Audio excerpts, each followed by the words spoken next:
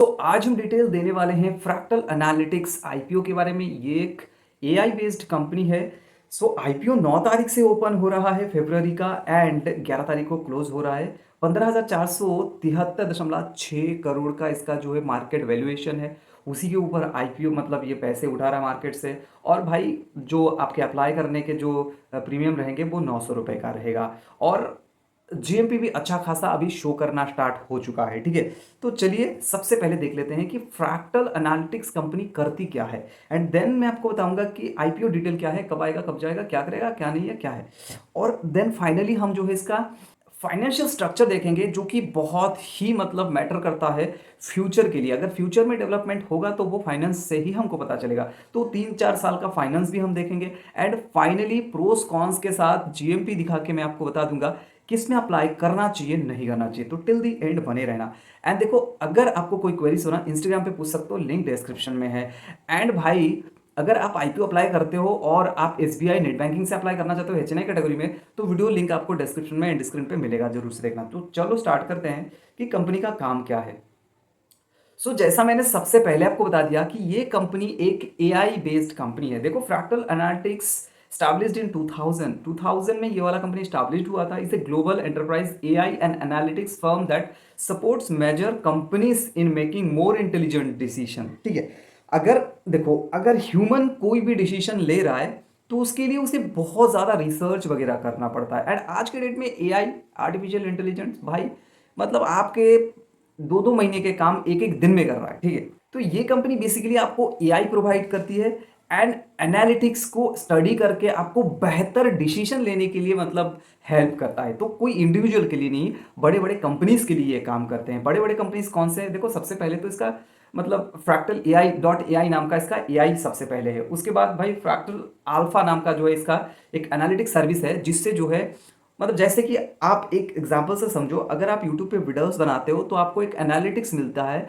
वहां पे आपको पता चलता है कि लोग आपके चैनल के कौन से वीडियो देखने के लिए पसंद कर रहे हैं, किस वाले वीडियो पे कितना अच्छा व्यू आ रहा है, कहाँ से आ रहा है।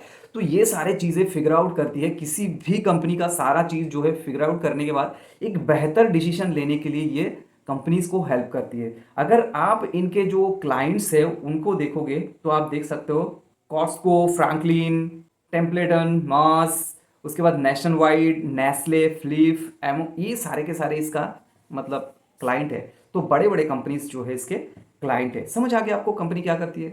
और ये कंपनी 2000 में बना था, मतलब 25 साल पुराना हो चुका है ऑलरेडी। ठीक है, तो ओवर 2.5 डिकेड का कंपनी है, तो बुरा नहीं है वो। ओवर ऊपर से जो इसका वैल्यूएशन है अच्छा खासा ही है, 15,000 करोड़ से भी मतलब ऑलमोस्ट 15,500 करोड़ का आप कह सकते हो। ठीक है, ये थे कंपनी डिटेल। अब मैं आपको आईपीओ डिटेल देता हूँ, कब आएगा, कब जाएगा। 9 तारीख से ओपन हो रहा है, आज है 5 तारीख, 11 तारीख को क्लोज होगा और 16 तारीख को ये लिस्ट हो जाएगा। और अगर हम फेस वैल्यू देखें तो 1 रुपये के फेस वैल्यू के साथ प्रीमियम इसका जो प्राइस बैंड है वो 857 से 900 रुपीज़ का प्राइस बैंड है। बहुत ज़्यादा हो जाता है मेरे हिसाब से। 16 शेयर लेने पड़ेंगे आपको एक लॉट के लिए। ठीक है ना। अगर आप एम्प्लॉय हो तो आपको 85 रुपीज़ का डिस्काउंट मिलेगा अप्लाई करते टाइम।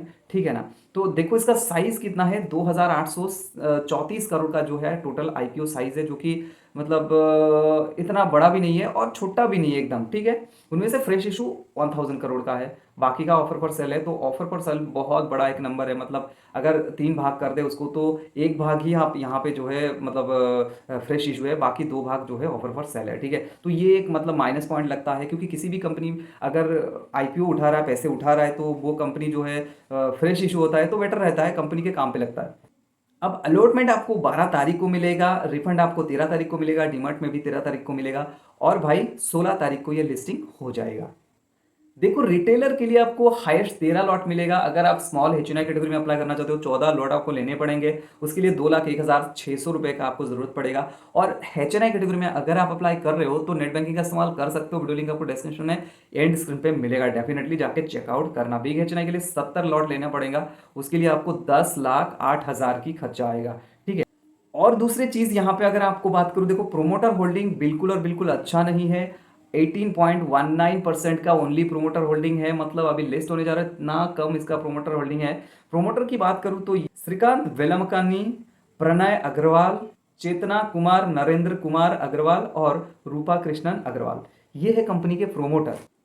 अब आप इसके फाइनेंशियल डिटेल भी देख लो। सबसे पहली बात तो देखो, एसेट की बात करूँ तो एसेट देखो 2023 से 24, 24 से 25 और 25 सितंबर तक का डेटा हमारे पास है। तो देखो 2248 करोड़ से 2300 करोड़, मतलब मिनिमली बढ़ता है 2023 से 2024 में। 2025 में जो है थोड़ा सा अच्छा ही बढ़ता है, ठीक है। उससे 2000 सितंबर मतलब 2025 के सितंबर तक और भी अच्छा खासा 857 से जो है 965 तक आया है, मतलब 100 करोड़ का यहाँ पे एसेट में इजाफा। अगर आप टोटल इनकम मतलब रेवेन्यू की बात करूँ तो 2043 से भाई 2241 हो जाती है, वहीं से 2800 और अभी तक 1500 मतलब 94 बना चुका है। एसेट की बात करूँ, प्रॉफिट आफ्टर टैक्स देखो अच्छा खासा यहाँ पे 2024 में माइनस में चला गया था।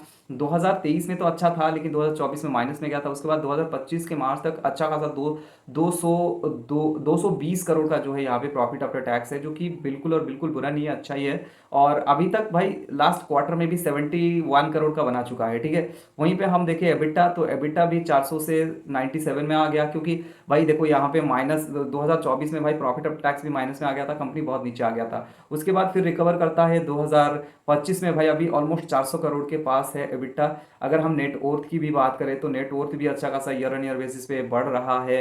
एंड देन हम देखेंगे, अगर हम सरप्लस की बात करें तो करंट सिचुएशन में 2000 करोड़ के आसपास इसके पास सरप्लस है। वहीं पे बोरोइंग देखा जाए तो 274 करोड़ का जो है बोरोइंग है। तो बोरोइंग बिल्कुल आप इसको मतलब इग्नोर कर सकते हो, क्योंकि सरप्लस बहुत ज़्यादा है। अगर फ्री कैश फ्लो कंपनी के पास 2000 करोड़ के आसपास है और 200, 250, 300 करोड़ का जो है बोरोइंग है, तो इतना ज़्यादा भी उस पर इफेक्ट नहीं पड़ता है। सो ओवरऑल देखा जाए तो ये चीज़ें मेरे को अच्छा लगा।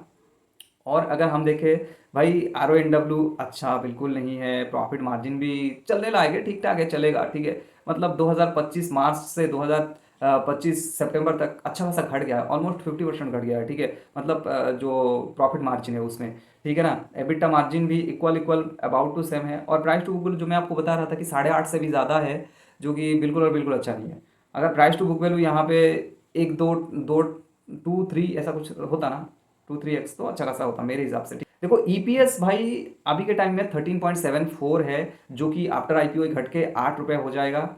और पी की बात करूँ 65 से 109 चला जाएगा, तो पी भी बहुत ज़्यादा है। And one more thing, promoter holding मुझे बिल्कुल और बिल्कुल अच्छा नहीं लगा। 18% का प्रोमोटर होल्डिंग इतना अच्छा नहीं है।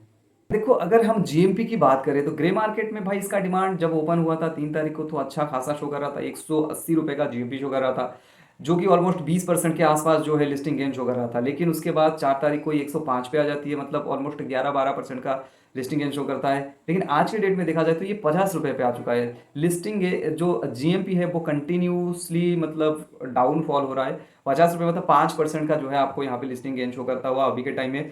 तो ये बिल्कुल और बिल्कुल एक अच्छा साइन नहीं है। अगर हम कॉन्स की बात करें तो प्रोमोटर होल्डिंग बिल्कुल और बिल्कुल अच्छा नहीं है, और पी भी अच्छा नहीं है, और ऊपर से कंपनी का जो मतलब एबिटा है वो भी इतना ज़्यादा अच्छा बड़ा नहीं है। एंड आपको ना एक 3 साल का डेटा है, लेकिन उसमें ना आपको इतना अच्छा डेवलपमेंट नहीं दिखेगा। हाँ, हालांकि एक चीज़ अच्छा है वो ये कि इसके पास फ्री कैश फ्लो है। तो फ्री कैश फ्लो से जो है इसका जो डेट है उसे ये मतलब मैनेज भी कर सकता है। तो वो चीज़ें अच्छा है ओवरऑल देखा जाए। और जीएमपी जो है कंटिन्यू फ्लो में मतलब घट रहा है। तो लिस्टिंग गेन की मैं बात करूँ तो देखो लिस्टिंग गेन में आपको यहाँ पे अच्छा खासा इतना ज़्यादा मिलने के चांसेस मुझे नहीं लगते। तो उस हिसाब से अगर हम लिस्टिंग गेन के लिए जा रहे हैं, तो अगर जीएमपी फिर जब ये स्टार्ट होगा तो अगर बढ़ना स्टार्ट करके कंटिन्यू फ्लो में थोड़ा थोड़ा करके बढ़ता है ना, तो डेफिनेटली हम इसमें अप्लाई करना सोचेंगे। लेकिन अगर इस तरीके से जो है जीएमपी लगातार गिरता रहा, तो हम जो है इसमें मतलब अप्लाई करने की नहीं सोचेंगे।